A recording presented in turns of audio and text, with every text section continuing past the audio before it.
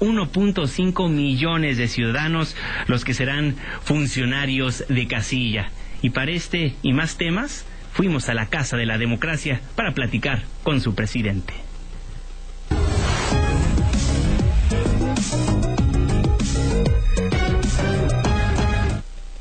Lorenzo Córdoba, consejero presidente del Instituto Nacional Electoral, ¿cómo está? Bien, Juan Manuel, un gusto estar con ustedes en pleno proceso electoral a tope. Así es. ¿Cómo realmente está el consejero presidente? Porque supongo que nadie se lo pregunta. ¿Es el árbitro electoral y ha de tener una depresión? Bueno, digamos que nada fuera de lo ordinario dentro de un proceso electoral. Es un proceso electoral distinto. Es un proceso, digámoslo así, que con la novedad de la pandemia, pues bueno, nos implica un montón de prevenciones, de cosas nuevas, de previsiones que hay que estar tomando, pero las presiones son las normales de un árbitro, ¿no? Y creo que afortunadamente después de 7 años de que el INE se convirtió en tal, pues bueno, sabemos perfectamente de qué se trata y sabemos enfrentar esas presiones. Digamos que las presiones nunca son deseables, pero son lo que son. Estamos arbitrando la contienda por el poder político y consecuentemente el problema no es tanto si existen, sino más bien no ceder frente a esas presiones.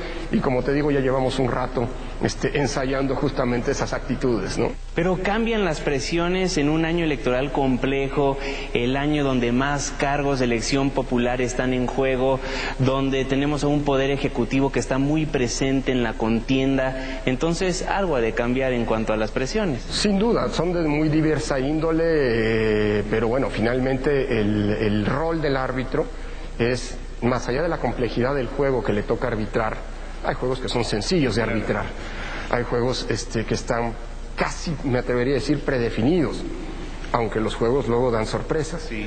Hay otros juegos que son muy complejos.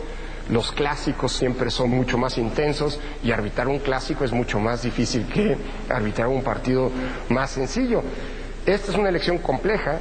Como bien dices, estamos no solo frente a la elección más grande de la historia por la cantidad de potenciales electores, nunca había habido tantos mexicanas y mexicanos convocados a las urnas, casi 93 millones, y nunca había habido una disputa por el poder político tan grande como la que tendremos el 6 de junio.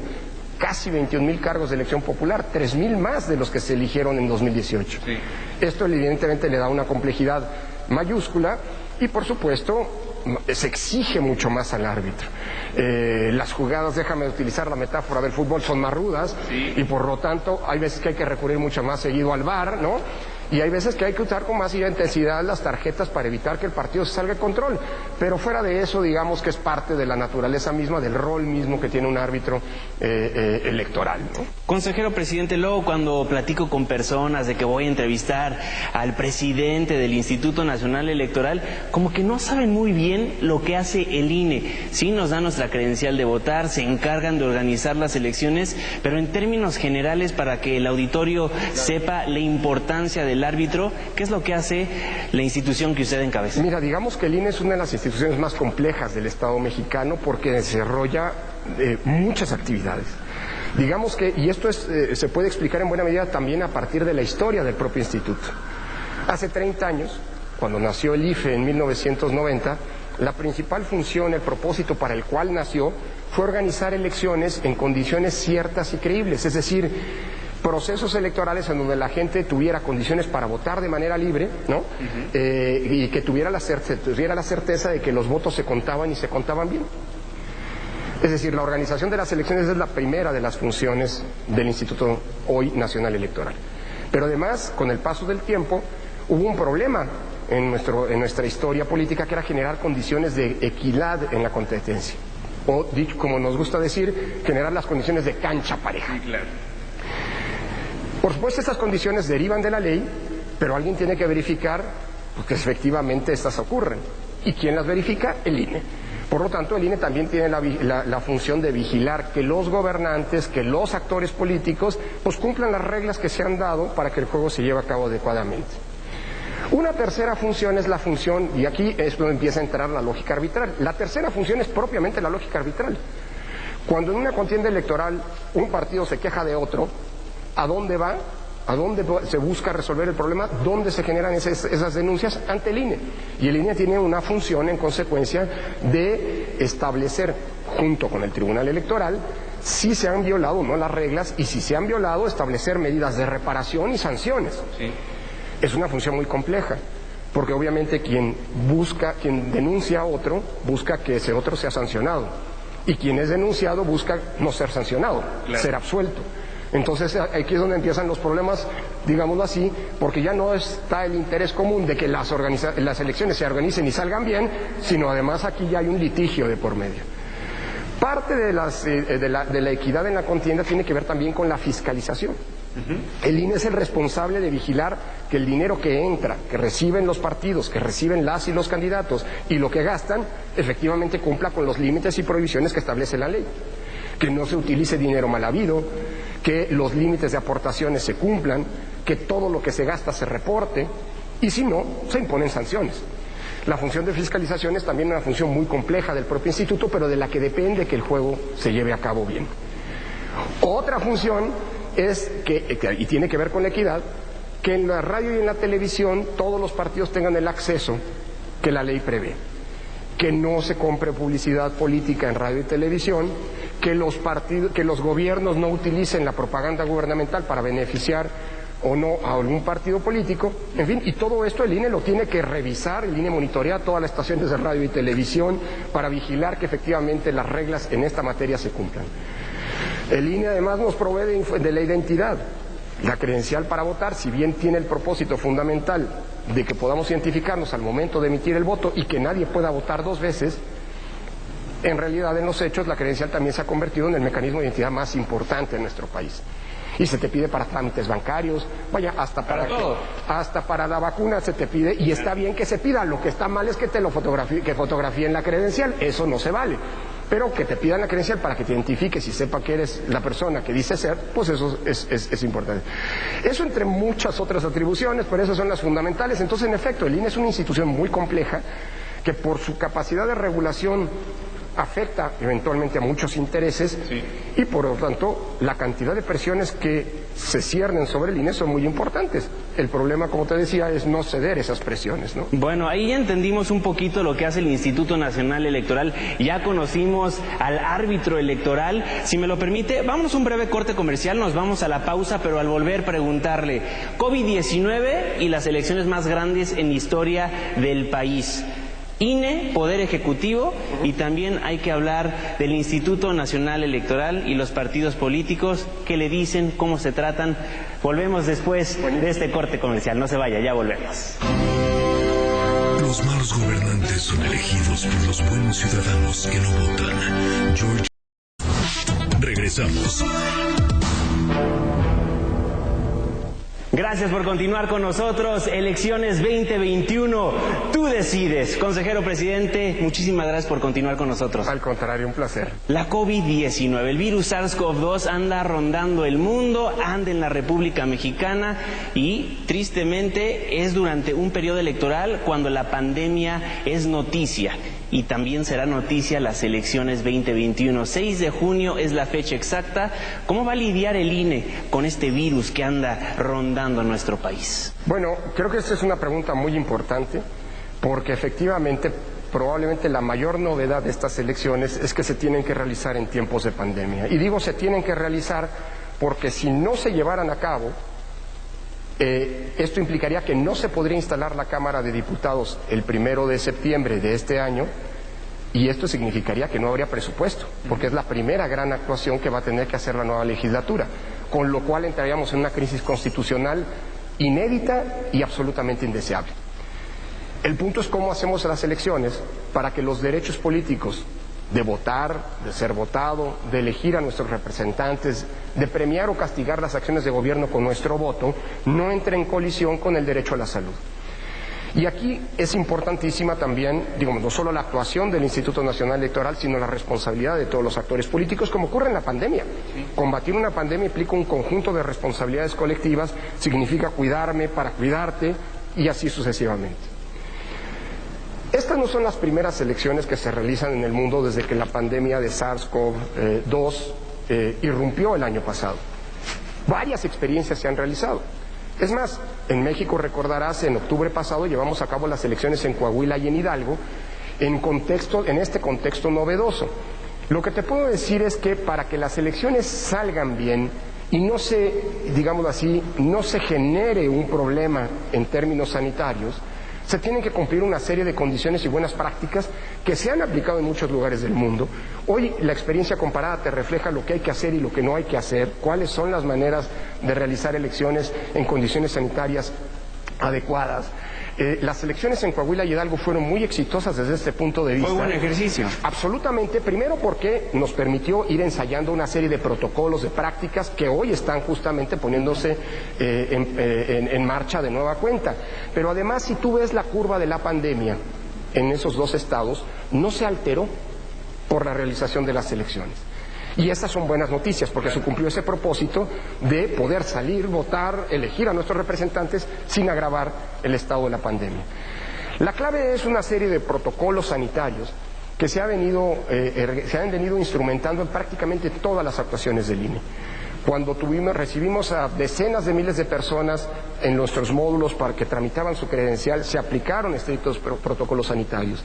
Ahora que estamos llevando a cabo el trabajo de campo para seleccionar a quienes van a ser los funcionarios y funcionarias de casilla, se están llevando a cabo protocolos estrictísimos en la visita que nuestros capacitadores están haciendo a la ciudadanía. Durante las campañas se van a emitir en muy breve aquí en el Consejo General una serie de recomendaciones que se pedirá sigan las candidatas, candidatos y los propios partidos políticos. Y el día de la elección hay un protocolo muy estricto con el que operarán las 163,000 casillas. Reglas básicas, si quieres, pero que son fundamentales, como por ejemplo el uso del cubrebocas. Nadie podrá entrar a una casilla sin portar el cubrebocas, y si alguien no lleva un cubrebocas, el INE se lo va a proveer a la entrada del centro de votación. Pero nadie podrá entrar sin cubrebocas a la casilla. Segundo, se va a permitir solamente el ingreso de 2 ciudadanos o ciudadanas al mismo tiempo, para evitar aglomeraciones dentro de las casillas. Hoy estamos escogiendo lugares, en la medida de lo posible, aireados, amplios, para que las casillas se instalen. Todos los funcionarios de casilla tendrán cubrebocas, caretas y materiales sanitizantes para poder garantizar las condiciones del voto. Estamos pidiendo que las y los ciudadanos lleven su propio bolígrafo para evitar que se esté usando el bolígrafo compartido, el marcador compartido. Y si no lo llevan, bueno, estará ese marcador que se sanitizará después de cada uso. Y así sucesivamente, es decir, creo que son buenas prácticas que nos resultaron en Hidalgo y en Coahuila, que han sido llevadas a cabo en varios lados del mundo y que han demostrado que las elecciones se pueden llevar a cabo en condiciones sanitarias adecuadas en medio de la pandemia. Se ha hablado mucho sobre las vacunas, digamos, evidentemente, pero estos son buenos deseos. Ojalá y para el 6 de junio todas las mexicanas y mexicanos estuviéramos vacunados. ¿Van a tener preferencia quienes van a estar ayudándole al Instituto Nacional Electoral en este ejercicio democrático? Mira, el INE no lleva a cabo los planes de vacunación. Por supuesto que hay pláticas con las autoridades sanitarias, como las hay, por cierto, en términos de seguridad con las autoridades de seguridad, etcétera. Pero pues nosotros preferimos no depender de elementos externos, sino solamente de los que podemos controlar. Y lo que sí podemos controlar es generar esas condiciones sanitarias. Ojalá y la vacuna avance de manera muy rápida y ojalá para el 6 de junio todos estemos vacunados, todas y todos. ¿Será posible esto? No lo sé. Pero por lo pronto lo que sí sé es que en las casillas las y los ciudadanos serán libres de votar y también del contagio. Estuve checando las plataformas digitales antes de entrar a la entrevista con usted. Muchas preguntas que, si me lo permite, hay que resolverlas de forma rápida para que quienes nos están viendo se sientan más tranquilos. Perfecto. ¿Van a proporcionar cubrebocas? Sí. Que dijo que sí. ¿El bolígrafo lo podemos llevar nosotros? Absolutamente sí. Sí. ¿Cuándo pueden votar quienes viven fuera del país? Bueno, los que viven fuera del país van a poder votar en esta ocasión en 11 elecciones, 9 de gobernador y 2 de diputados, Ciudad de México y Jalisco, que reconocen la posibilidad del voto desde el extranjero. Y la gran novedad es que van a poder votar ahora no solo por la vía postal, como había venido ocurriendo, sino a través de Internet, gracias a una plataforma que construyó el INE por primera vez y que en la que tienen que optar los ciudadanos que viven fuera de México. Pueden inscribirse hasta el 10 de marzo. Estamos a nada de que ello ocurra, pero al momento de inscribirte tú puedes optar por el voto postal o bien por el voto a través de Internet. Ahora, hablemos de la polarización en este contexto electoral. El Instituto Nacional Electoral está a la mitad de todos estos dimes y diretes entre partidos políticos. ¿Cuál es el rol entonces del Instituto Nacional Electoral en este tipo de circunstancias? Mira, es un punto fundamental porque la polarización, déjame decirlo así, la polarización no es algo nuevo, es algo normal en la política, es algo normal en las elecciones.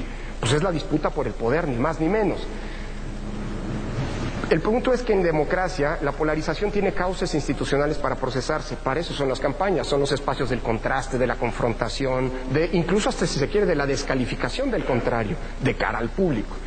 Pero tiene ciertos cauces institucionales. Lo que estamos viendo con preocupación en todo el mundo, y México no es la excepción, es que la polarización política, además de exacerbarse, de crecer, de aumentar, está también siendo aderezada con un componente bien peligroso que es un componente de intolerancia. La intolerancia es un valor antidemocrático.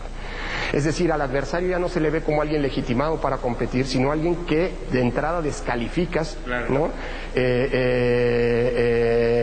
Y deslegitimas. Y es aquí en donde, digámoslo así, hay que apelar a la responsabilidad de todos. A la democracia hay que cuidarla. Y cuando uno jala demasiado la cuerda, corremos el riesgo de que la cuerda se rompa. Dicho eso, en un contexto como ese es muy complicada la tarea de arbitraje, porque hay quienes siempre tienen la tentación, para jalar agua a su molino, de empezar a decir que el árbitro es sesgado, de que se está preparando un fraude. No estoy pensando en México, aunque aquí lo hemos escuchado muchas veces. Estoy pensando en Estados Unidos. ¿Sí? Y allá además estas acusaciones vinieron desde el gobierno. Creo que eso hay que tener mucho cuidado, porque finalmente, como árbitro, de no caer en la provocación de convertirnos en una contraparte de los actores políticos. Claro. Mira, la contienda política es entre actores. La tarea del INE como árbitro es colocarse por encima de los actores. Claro que sacar tarjetas de un lado o del otro cuando se cometan infracciones. Quien reciba una tarjeta seguramente va a decir árbitro vendido. Lo escuchamos en los partidos todo el tiempo. Sí, sí. ¿Cuál es el rol del árbitro? No engancharse, no caer en la provocación. Porque el día en que como árbitro te asumes como contraparte de algún contendiente, ese día te inhabilitas para poder cumplir la función arbitral. Entonces, el árbitro tiene que aguantar, tiene que hacer concha, tiene que ponerse que aprender a construirse una caparazón, pero sobre todo nunca, y esto es lo más importante, perder la verticalidad. El día en que el árbitro deja de ser imparcial, ese día la democracia está en riesgo. Y por eso hay que cuidar mucho, no caer en esas provocaciones, pero sobre todo explicar lo que está pasando. Explicar por qué quien dice que puede haber un fraude eventualmente está mintiendo. Es decir, la pedagogía pública, y aquí los medios de comunicación son fundamentales para ayudarnos en esta tarea, es fundamental para cuidar a la democracia. Bien.